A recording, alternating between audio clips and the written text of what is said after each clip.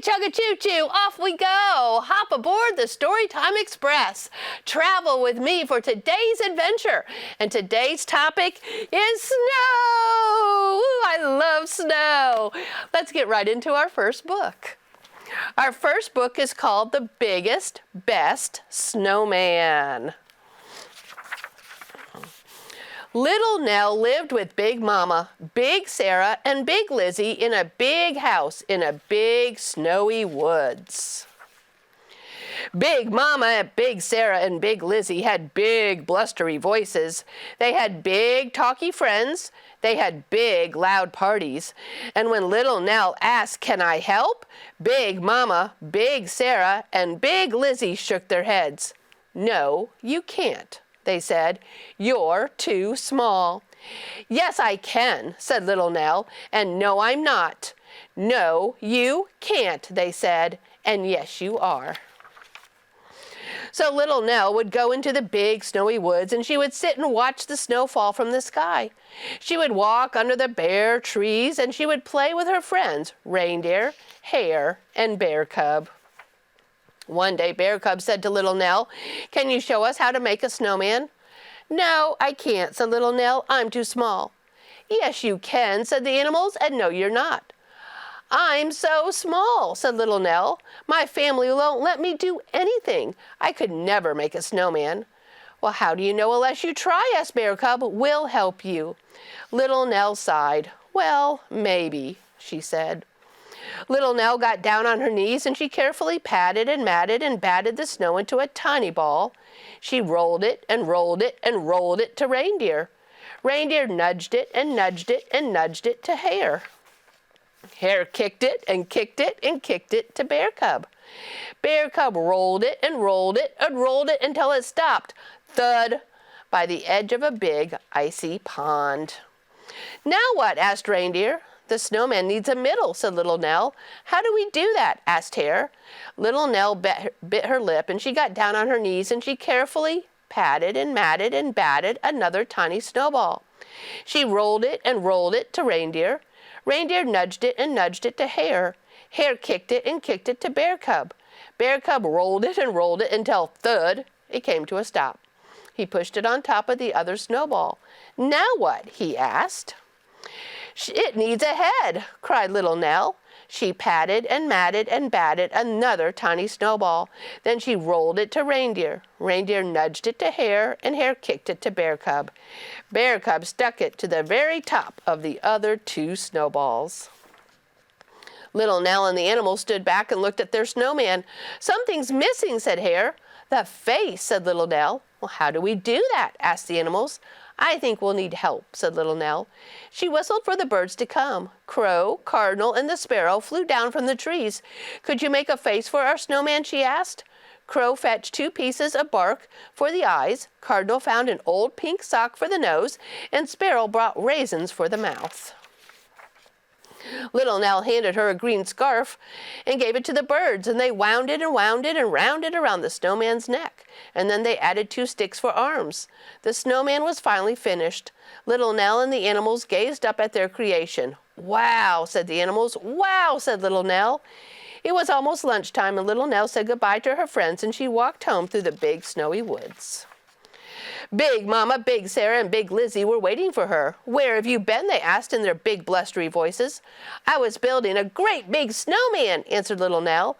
"How could someone as little as you build a great big snowman?" asked Big Lizzie. "Come and see," said Little Nell. So Big Mama, Big Sarah, and Big Lizzie followed Little Nell through the big snowy woods to the snowman. As they looked up, their mouths dropped open and their arms dropped to their sides. "Wow," they said, "you built that." "Yes, I did," said Little Nell, "with the help of my friends." "That is the biggest, best snowman that ever was," said Big Mama. "Yes, it is," said Little Nell, with a huge smile on her face. "Will you come and help us make a big, yummy lunch?" asked Big Sarah. "No, she can't," said Big Lizzie. "She's still too small." "Yes, I can," said Little Nell, "and no, I'm not." "Yes, you can," said Big Mama, "and yes, you will." Big Mama gave Little Nell a big sloppy kiss. Smooch. Big Sarah gave little Nell a big squeezy hug. Ooch! Big Lizzie stuck her big nose in the air. Humph! Little Nell's friends lifted her to the top of the snowman. Hooray! So little Nell gets to go back and help her family make a lunch. That was the biggest, best snowman. Let's get right into our next story. This one is called Pablo in the Snow. Look at that little Pablo. It's early in the morning and the sheep are still dreaming, except for Pablo. Pablo is looking out the window. Look, Papa, pieces of snow are falling. Papa opens one eye. Those are just snowflakes, Pablo. Go back to sleep. But Pablo had never seen snow. What is it for, he wonders. He tiptoes past his papa and his mama to the barn door. Pablo pokes the snow with his toe.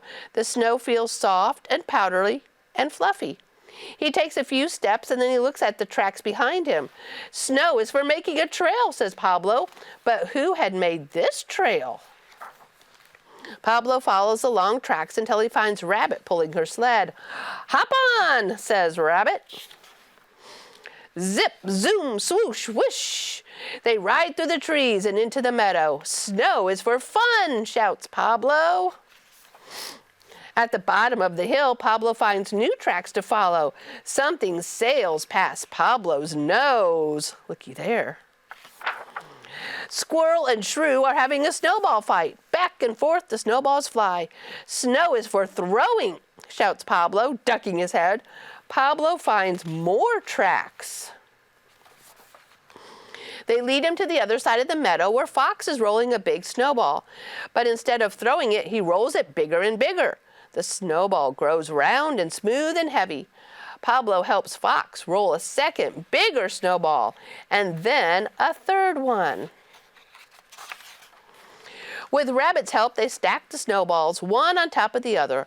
Squirrel finds an acorn for the nose. Rabbit places frozen berries into a big smile. Pablo reaches up with his two flat, round stones for the eyes. And with Fox's help, Shrew adds a warm, fuzzy scarf. Snow is for making friends, said Pablo, laughing. The snow is falling faster now. It's time to go back to my den, said Fox. Squirrel hurries up his tree. Shrew and Rabbit disappear into their burrows. But Pablo did not want to leave his snowy friend behind, and he looks up at the sky. Thick gray snowflakes fall quietly. Pablo's friend looks very sleepy. Pablo feels sleepy too. Good night, Pablo tells his snow friend. Sleep tight. The snow is deep and wet and cold. I need to go home, thinks Pablo. Pablo looks for his tracks, but they have disappeared. Pablo is lost. Bah, says Pablo. Oh no. Through the trees, Pablo hears, bah, bah. Pablo knows these sounds. At the edge of the tree, he sees two lumps of snow with legs. One lump has Mama's eyes, one lump has Papa's eyes. Both lumps say, bah, and give Pablo a big kiss. Together, they make a trail back to the barn. They shake off the snow and snuggle close into the straw. Snow is for big adventures, thinks Pablo. But snow is cold and the barn is warm and dry. And Mama and Papa are very cozy. The end. Aren't you glad he made it back to his mom and dad? That was a great story. Now, if you've enjoyed these two stories, I would like you to know about our theme kits. At the library, we have something called a theme kit. And you can come to the children's department and check these out with your library card. Now, this theme kit that I have today is all about snow. Can you guess that? So we have videos inside these theme kits. We have a Frosty the Snowman board book, and we actually have, 14 other books. We have The Snowy Day, we have George Going Sledding, we have Winnie the Pooh's Snowman, we have How to Catch a Snowman, we have a Clifford Snow, we have this snow book, and this one, and a snow day book. Aren't we excited about snow days coming in this winter? We have a little snowplow book and Jack Frost and Cat Sees the Snow. There's 14 of them, boys and girls, moms and dads. Come on down to the library and grab this theme kit and learn so much more about snow. There was an old lady, cold lady, who swallowed some snow. So this is so much fun. We also have a game in there. It's a Spot It game. These are really fun little games, boys and girls. You just take out 2 of the cards and you try to find the match on the 2 cards. So that's our theme kit about snow. I think it's a really great way to gather a bunch of activities all in one bucket. So this will go home with you if you want to come down to the library and check it out. Now we have time for one more book, boys and girls, just one more today, and it's called The Magical Snow Garden. Let's see what happens to our little penguin friend in this story. The Magical Snow Garden. Far away, where the snowflakes twinkled, lived a little penguin named Wellington. Wellington loved his snowy world, sliding down hills and digging for treasure and sharing books with his very best friend. "Rosemary, look at this garden," he cried. "It's amazing. Let's grow one just like it." "Percy," called Wellington, "I'm going to grow a garden." "Oh, Wellington," chuckled Percy, "that's impossible." "We don't grow things, we fish," said Mabel.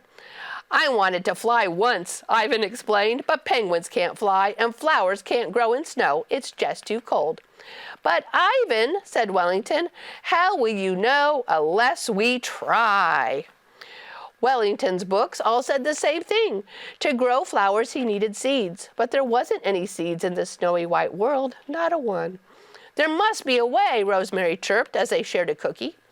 Wellington looked at the shiny blue wrapper, and with a fold here and there, it was just like a tulip, cried Wellington. "I can make a garden instead." And so Wellington filled his biggest net with things to make his garden, wrappers and buttons and pieces of Ivan's old clocks and pearly white seashells that Rosemary had given him. For days, Wellington raced around, folding and twirling, glittering and gluing, digging and planting, until, ta-da!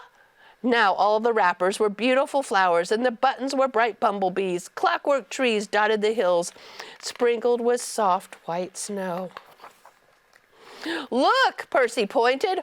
"Wow," Mabel gasped. "He's done it," Ivan smiled. "Wellington's made a magical snow garden." But the garden had no wall to keep out the wind, and that very night a storm blew in, and it whipped and it whirled and it roared, whoosh! And Wellington's garden, was blown away. Every last petal. "It's okay," said Mabel. "You tried your best." They brought him warm milk and cookies, but Wellington shook his head. "No thanks," he sighed. And just then he heard a flutter of wings, and Rosemary dropped something in his lap. Slowly, Wellington smoothed the shiny blue wrapper, and he folded it just so. "The first tulip for the next garden," Wellington decided. This time, Wellington's friend helped him make a wonderful new garden. Percy built a wall to keep the wind out, and Mabel made beautiful fountain, and Ivan's trees had clockwork birds that sang. Then Rosemary flew off to tell the world about her friend's amazing garden. The whole wide world came hurrying to see it. There were bright pink flamingos, koalas, camels, and elephants with trumpeting trunks. There were zebras and giraffes and bouncing kangaroos. "Wow," Wellington gasped. "Wellington," called Ivan, "you are right. You never know what you can do until you try." "Hooray for Wellington," everyone cheered, and his magical garden in the snow. The end. Isn't that beautiful? All right, boys and girls, thank you so much for hanging out with me today on the Storytime Express. I hope that you will join me next time for another amazing adventure.